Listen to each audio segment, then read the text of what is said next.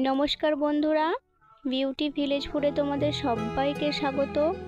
আশা করি তোমরা ভালো আছো, আমিও খুব ভালো আছি। তো প্রতিদিনের মতো আজকেও আমি চলে এসেছি আমার এই রান্নাগুলো তোমাদের সঙ্গে শেয়ার করতে। তো এখানে আমি আগের থেকে সব কিছু রেডি করে নিয়েছি, রোজ যেটা করি।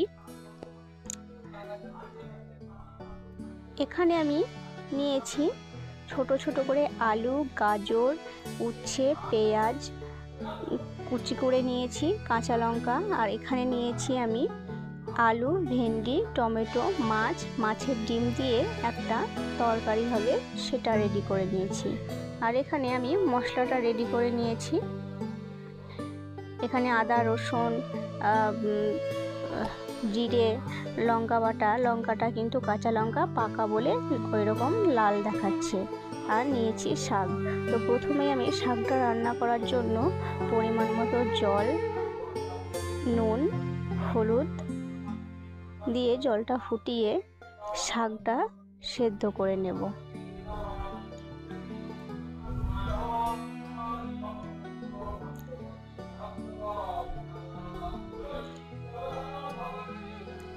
শাকটা সেদ্ধ হয়ে গেছে, পাতাটা বড় বড় হয়ে আছে, তাই খুন্তির সাহায্যে ঘুরিয়ে ঘুরিয়ে পাতাটা কেটে দিতে হয়। কড়াইটা পরিষ্কার করে দিয়ে দিলাম তেল, শুকনো লঙ্কা, রসুন কুচি, 5 ফোড়ন। এবার শাকটা ছুঁকে নেব।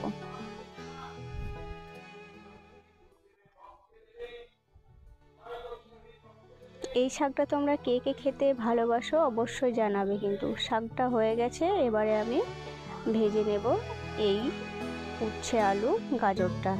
তো কড়াইটা পরিষ্কার করে তেল, কাঁচা লঙ্কা, 5 ফোড়ন দিয়ে আলুটা দিলাম। আলুটা একটু নাড়িয়ে নেওয়ার পর আমি গাজরটা দেব। গাজর আলু একসঙ্গে একটুখানি ভেজে নেওয়ার পর আমি উচ্ছেটা দেব। তো সব কিছু একটু নাড়িয়ে নেওয়ার পর দেব স্বাদ মতো নুন, হলুদ গুঁড়ো।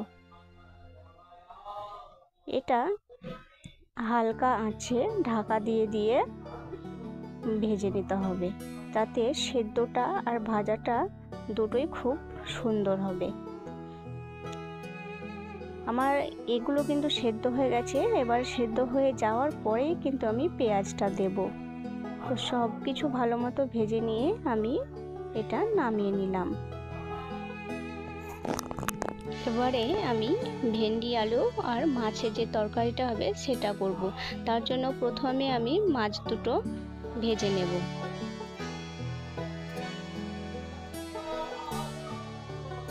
তো মাছটা ভাজা হয়ে গেছে, তুলে নিলাম। এবারে আমি যে মাছের ডিমটা রেখেছিলাম এটাতে আমি একটু সামান্য নুন আর হলুদ দিয়ে মাখিয়ে রেখেছি। তো এই মাছের ডিমের বড়াটা আমি ভেজে নেব। এখানে মাছ বরাবর কেটে দিলাম, কারণ আমি মাছটা তো দুটো বড়া ভাজা যেত, কিন্তু আমি একেবারেই দিয়েছি, তাই মাছ বরাবর কেটে আমি দুটো করে নিলাম। ওই তেলের মধ্যেই আবার ভেন্ডিগুলো দিয়ে ভেজে তুলে নিলাম। এবারে আলুগুলো ভেজে নেব। সামান্য পরিমাণে একটু নুন দিলাম। তো সব কিছু ভাজা হয়ে গেছে। কড়াইয়ে কিছুটা তেল দিয়ে প্রথমে আমি একটু সামান্য পরিমাণে চিনি, কাঁচা লঙ্কা, পেঁয়াজ কুচি, টমেটো কুচি, স্বাদ মতো নুন আর এখানে যে মশলাটা রেডি করেছিলাম সেই মশলাটা দিয়ে ভালো করে মশলাটা কষিয়ে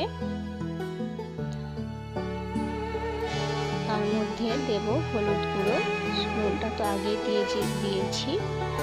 তো কষানো হয়ে গেছে, আলুগুলো দিয়ে আবারও খানিকটা কষিয়ে নেব। কষানো হয়ে যাওয়ার পর আমি জলটা দিয়ে ঢাকা দিলাম।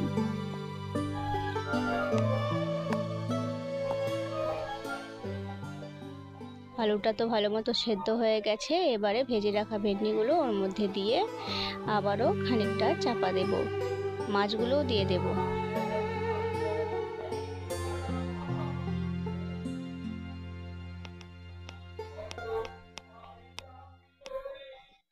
তো প্লিজ প্রিয় বন্ধুরা আমার চ্যানেলটাকে সাবস্ক্রাইব করে পাশে থেকো।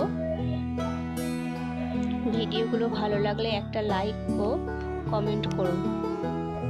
তো রান্নাটা আমার শেষ হয়েছে প্রায় 1:45টার দিকে, আর খাবারটা খাচ্ছি এখন বাজে 2:30।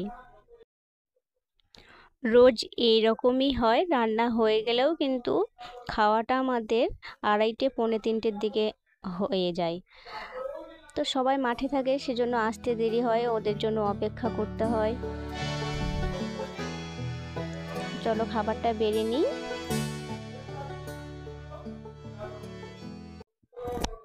তোমরা কি শুনতে পাচ্ছ? কীর্তনের কিন্তু আওয়াজ আসছে। আমাদের গ্রামে কিন্তু আজকে কীর্তন আছে।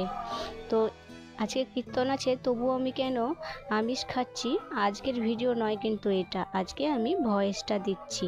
আজকে আমি নিরামিষই রান্না করেছি। আমার এই ভিডিওটা তোমাদের কেমন লাগলো সেটা জানিও, আর এই ভিডিওটা লাস্ট পর্যন্ত দেখার জন্য তোমাদের অসংখ্য ধন্যবাদ। প্লিজ পাশে থেকো বন্ধুরা।